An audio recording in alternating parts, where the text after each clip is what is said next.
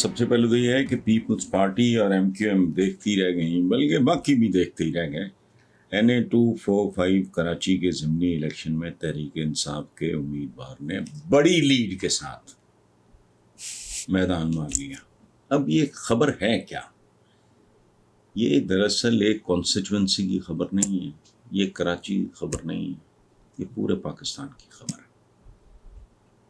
اگر کوئی بہت بڑی دھاندلی ہوئی، اس کا نتیجہ کل نہیں تو پرسوں بہت بھیانک نکلے گا۔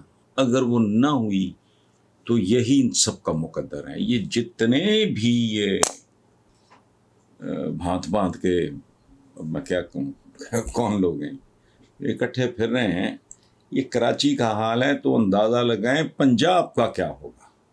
اور جب آپ پنجاب کا اندازہ لگا چکے ہیں تو پھر آپ کو یہ سوچنا ہوگا کہ لاہور جو کبھی پیپلز پارٹی کا قلعہ تھا، پھر انہوں نے دھن دھونس دھاندلی ہر طرح کی کر کے انہوں نے ان سے چھین لیا، اور اب قدرت ایک تازہ ترین فیصلہ کر چکی ہے۔ آپ دیکھنا ان کا انجام ہوتا کیا ہے۔ اسی لیے الیکشن سے بھاگ رہے ہیں۔ اچھا، یہ اخبار کی رپورٹ ہے کہ جی عمران خان کے ساتھی نے یاد دہانی کرا رہے ہیں کہ تاریخ نے ثابت کیا ہے کہ مقبول لیڈروں کو قواعد و ضوابط وغیرہ کی خلاف ورزی سے کوئی فرق نہیں پڑتا، یہ نہیں ہوتا، وہ نہیں ہوتا۔ دس از ربش، میں تبصرہ کر رہا ہوں، اور بدقسمتی یہ ہے کہ عمران خان اس تبصرے کو بہتر، اس مشورے کو بہتر سمجھتا ہے، جبکہ اس کے جو قانون کی جانکاری رکھنے والے لوگ ہیں، ماہرین قانون، وہ کہہ رہے ہیں کہ ایسا موقف اختیار کرنے سے ان کا سیاسی کیریئر تباہ ہو سکتا ہے۔ اچھا، اس میں جو تیسری بات ہے اس کا ذکر نہیں ہے اس خبر میں، وہ کیا ہے؟ وہ ہے کہ لیڈر ہوتا کیا ہے اور لیڈرشپ ہوتی کیا ہے۔ دیکھیں، حضور کی مثال تو کیا دینا، یہ کیا ٹوٹے پجے لوگ ہیں۔ یہ تو میں سمجھتا ہوں اللہ معاف کرے، حضور کے ذکر کے ساتھ تو ان لوگوں کا ذکر کرنا ہی کسی گناہ سے کم نہیں ہے۔ ان کی تو ہر بات ہی کیا، ذرا ان کا ریکال کریں کہ جب مسجد نبوی بن رہی تھی تو پتھر اٹھانے میں مصروف تھے، جب مدینہ میں غزوہ احزاب، غزوہ خندق جسے ہم کہتے ہیں، اس کی تیاریاں ہو رہی تھیں تو حضور خندق ایک کھود رہے تھے۔ وہ بھائی اس طرح نہیں ہوتا، لیڈر رول ماڈل ہوتا ہے۔ اچھا، اب آپ آتے ہیں دنیا داری کے عام لیڈر، قائد اعظم محمد علی جناح۔ کوئی شرم حیا کرنی چاہیے ان لوگوں کو جو اس طرح کے مشورے دے رہے ہیں۔ وہ قانون سے سرے منہ انحراف نہیں کرتے تھے۔ یہاں ہمارا شودا چھچورا پولیٹیشین آج یہ کہتا ہے وہ ہتکڑیاں مرد کا زیور ہے، تو مالا جٹ ہے، چولا جیا تو سلطانہ ڈاکو ہے کہ لیڈر ہے تو ہتکڑیاں، یہ کیا بکواس ہے؟ قائد کو نہیں لگی ہتکڑی؟ کیوں؟ قانون دان تھے، وہ قائد تھے، حدود کے اندر رہ کر کام کرتے تھے۔ ایک بار مسلم لیگ کا مخالف امیدوار اس نے آفر کیا کہ جی جتنا میرا ابھی تک الیکشن کیمپین پہ لگ چکا ہے وہ مجھے اگر آپ دے دیں تو میں ودرا کر جاتا ہوں مسلم لیگ کے کینڈیڈیٹ کے حق میں۔ جواب سنیں، قائد اعظم نے کہا نو، ہم بھلے ہار جائیں، آپ نے بیٹھنا ہے تو اصولی طور پہ بیٹھو، پیسوں کا لین دین نہیں ہے کوئی کرنے والی بات۔ ایک بیوروکریٹ جو مسلم لیگ، پرو مسلم لیگ تھا، قائد اعظم کو بہت محبت کرتا تھا، پسند کرتا، وہ آ کے اس نے کچھ سیکرٹس، سینئر بیوروکریٹ تھا، مسلمان تھا، اس نے آ کے شیئر کرنے کی کوشش کی تو قائد اعظم محمد علی جناح نے اس کو ڈانٹ دیا کہ کیا کر رہے ہو تم، you happen to be a servant of the state. جب تک یہ ہے اس کے ساتھ لائلٹی، یہ ہوتی ہے لیڈرشپ۔ باقی ہے سب گنڈا گردی، ایسے نہیں ہوتا۔ یہاں تو آپ انقلاب لانے پھر تو سیدھا سیدھا فیصلہ کر لو۔ میں بھی اس بڑھاپے میں آ جاتا ہوں دشمن کی ایک آدھ گولی ٹھنڈی کرنے کے لیے، یہ کیا بات ہوئی؟ کہ نہیں ہے کچھ کہتے ہیں نا کہ جی یہ یہ قواعد و ضوابط اور یہ وہ نہ، وہ تو لیڈر خود آبزرو کرے گا. تو وہ کیسے وہ صوفی کا مشورہ، وہ کسی پٹی بات ہے سب نے سنی. وہ ایک عورت گئی، ولی اللہ تھے، ان کو کہا کہ میرا بیٹا بہت میٹھا کھاتا ہے. انہوں نے کہا کہ اس خاتون کو کہا کہ بیٹا آپ اپنے بچے کو کل لے کے آنا. اگلے دن انہوں نے اس کو تھوڑی نصیحت کی. عورت ہے نا، نہیں کہتی یہی دو باتیں آپ کل بھی کر سکتے تھے. انہوں نے کہا کل میں نے خود گڑ کھایا ہوا تھا. تو یہ پتہ نہیں کون چپڑکناتی ہیں، پڑھ ہیں، جاہل ہیں، اور یہ نظر نہیں آنے. اللہ نہ کرے یہ نہ بتائے. تو اس لیے میرا تو مشورہ ایک ہمدرد کے طور پہ یہی ہے. باقی جس نے ماننا مانے، جس نے نہیں ماننا موج کرے. عمران خان کا سٹیٹمنٹ ہے کہ جی امپورٹڈ سرکار کل مجھے گرفتار کرنا چاہتی تھی، اگر پکڑ لیتے تو مجھے بھی پھینٹا لگاتے. اگر یہ واقعی پاگل پن کی اس حد تک چلے گئے تو پھر اس ملک کا اللہ ہی حافظ ہے، اور یہاں پھر کچھ بھی ہو سکتا ہے. میرا نہیں خیال کہ وہ اس حد تک. اور آج ہی ایک کالم تھا ہمارے دوست ہیں مظہر بنگاس ان کا کہ عمران خان کو شیخ مجیب الرحمان نہ بنایا جائے. تو اس لیے میں کہتا ہوں کہ پلیز یہ جو سلسلہ ہے اس پہ نظر ثانی کریں. میری صحت پہ فرق کوئی نہیں پڑتا، چونکہ میرے لیے میں کوئی کسی کا جیلا متوالا حاجت نہیں ہوں. ٹھیک ہے، تو میرے لیے تو everybody is the same. Supreme اگر کوئی چیز ہے تو اس ملک کے عوام ہیں، اور چونکہ وہ یہاں رہتے ہیں ملک یہ رہنے والے یہاں، ان کو تھوڑا سا سکھ شکھ دے دیں آپ. تو میرے لیے تو آپ فرشتے ہیں سارے ہی. یہ بھی کو کھیلنے کو چاند بھی نہیں مانگ رہے. ہمارے کو بڑی لمبی چوڑی لڑائی نہیں ہے کہ جی ہم نے یہ کرنا ہے تو وہ کرنا ہے. تو عوام کے لیے آپ کو ان کو جن سے قبریں نہیں افورڈ ہو رہی ہیں ان کے لیے تاج محل بناؤ، ایسی تو کوئی بات نہیں. بنیادی ضروریات زندگی جو ہیں وہ ہنستے کھیلتے عوام کو مل جائیں، اتنی سی لڑائی ہے آپ لوگوں کے ساتھ. باقی سارے جتنے بھی میرے تو ٹھیک ٹھاک ہی مراسم ہے سب کے ساتھ. بلکہ بعضوں کا شرمندگی ہوتی ہے خدا کی قسم. I feel embarrassed. جن کے ساتھ سلام دعا گپ شپ ہو بیٹھنا، میرے جیسے بندے کو حیا آتی ہے. تو لیکن میں کیا کروں، مجھے مجبوراً کرنا پڑتا ہے. اس لیے پلیز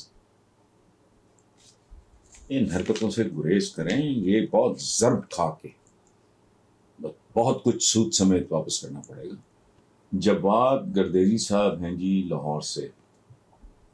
وہ کہتے ہیں جی کہ ان دنوں پورے ملک میں بجلی کے بے تحاشا بلوں پر شور مچا ہوا ہے. کم یا زیادہ استعمال والوں کا فرق ختم ہو گیا ہے. ہمارے محلے میں ایک بند گھر جس کا صرف 1 یونٹ پورے مہینے میں استعمال ہوا کو 3200 روپے کا بل آیا ہے، جس میں 3000 روپے صرف ٹیکسز ہیں. سوال یہ ہے کہ اس منمانی پہ حکومت اور متعلقہ اداروں کو کوئی روکنے ٹوکنے والا نہیں. پلیز شہریوں کو اس مشکل پہ آواز اٹھائیں. دیکھیں یہ ظلمستان ہے. جب میرے جیسا بندہ ستا ہوا یہ کہتا ہے یہ ملک ٹوٹنے اور لوٹنے کے لیے بنا تھا، ٹوٹ بھی چکا ہے، لٹ بھی رہا ہے. یہ اور کیا ہے.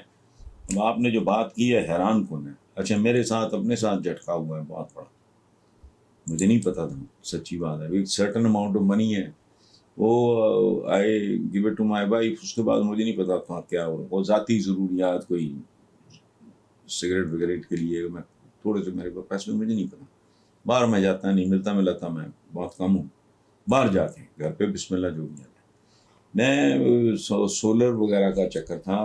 کوئی سوچ رہے تھے کہ بھی اپنے گھروں میں نا سولر کا سسٹم کرے. تو اس کے لیے کچھ دوست اور سولر کمپنی کے بندے آئے تو انہوں نے کوئی بات کی. تو مجھے کہا جی انہوں نے ہمیں کہا کہ جی بل ہمیں پچھلے 2-3 بلز چاہیے آپ. تو میں نے کہا یار بل کیا کرنے ہیں آپ نے. میں فون پہ اوپر فون کر کے وائف سے پوچھ لیتا ہوں کہ بھائی کتنا بل ہے. انہوں نے کہا جی نہیں ہم نے بل نہیں دیکھنا، ہم نے تو دراصل یونٹس دیکھنے تاکہ ہم اس گھر کا تخمینہ آپ کو دے سکیں. مجھے جھٹکا لگا. 2 لاکھ کے قریب بل. اس بات کو مہینہ ہوا ہے، اب شاید اس سے بھی زیادہ ہوں. اور میں آپ کو ایک بات بتاؤں، اٹس اے فیملی آف 5. پہلے اللہ بخشے امی، اللہ انہیں جنت نصیب کرے، وہ تو 6 کہہ لیں آپ، وہ 3 سال ہوئے وہ بھی اس دنیا سے رخصت ہو گئی ہیں. تو ناؤ جو بچی جو کچھ فیملی ہے ہماری، وہ 3 بچے میاں بیوی، اور بے وقوف نہیں ہیں، جاہل نہیں ہیں، ان پڑھ نہیں ہیں، سیونگ کی تمیز بھی ہے. دونوں بھائی ایک بیڈ روم شیئر کرتے ہیں، وہ بھی گرمی ہو بہت اچھا. وہ آپ سن لیں اسی طرح میری جو اکلوتی بیٹی اور میری جو اہلیہ ہیں ایک کمرے میں. میرا اپنا حال وہ سن لیں. میں تو دوستوں کو اکثر کہتا ہوں، میں نے کہا یار میں تو آدھا مراسی ہوں، مجھے تو ٹھنڈ بہت لگتی ہے. آدھا مراسی اس لیے کہ میرا نصرت فتح علی کے ساتھ بچپن گزرا، مذاق میں اس کو بھی کہا کرتا تھا یار تمہارے ساتھ رہ کے نا تو مجھے بھی جملے بازی ہو، حالانکہ نصرت نہیں کرتا تھا لیکن اس کے جو باقی خیر. تو میں کیا رونا لے کے بیٹھ گیا ہوں. میں آپ کو بتا رہا ہوں اپنی کیفیت، کہ میں گھنٹہ ایک اے سی چلتا ہے، اس کے بعد مجھے ٹھنڈ لگنی شروع ہو جاتی ہے سیدھی بات. پھر 4-5 گھنٹے کا رات کو وقفہ. یہ میں آپ کو ادھر یہ جو گھر بند پڑا ہے 32,000-3,000 کے ٹیکسز، یہ ٹیکسز نہیں ہیں، یہ جگہ ٹیکس ہے، یہ ڈکیتی ہے، یہ جیب کترا پن ہے، یہ ٹھگی ہے. ٹیکس کا کوئی سر پیر ہوتا ہے، وہ ٹیکس اس ملک میں تو ویسے نہیں ہونا چاہیے. یہ انکم ٹیکس ہے نا، میں بے تحاشا دیتا ہوں، لیکن ان مرداروں سے بندہ پوچھے انکم ٹیکس. میرا خیال اس کی لاجک میرے نزدیک یہ ہے کہ ایک ملک کا ایک شہری ہے، اس کی ضرورت ہے ₹1,00,000 مہینہ، اس کی انکم ہے 50,000، اس کا جو گیپ ہے وہ تو اگر اسٹیٹ پورا کر رہی ہے، اس کی آمدنی اور اخراجات کا گیپ اگر اسٹیٹ اس کو ہیلپ کر رہی ہے، تو کل جب اس کی انکم اپنی ضروریات سے زیادہ ہوگی تو وہ شیئر ہولڈر ہو. اور جب کوئی بندہ بھوکا مر رہا ہوتا ہے تب تم اس کی معاونت نہیں کرتے، ورنہ آ جاتی ہے اسٹیٹ ایک چڑیل کی طرح. یہ کیا بات ہے؟ تو یہ ٹیکسز جن کو ہم ٹیکسز کہتے ہیں، یہ ٹیکسز تھوڑی ہیں، تو بدماشیاں، غنڈہ گردی ہیں.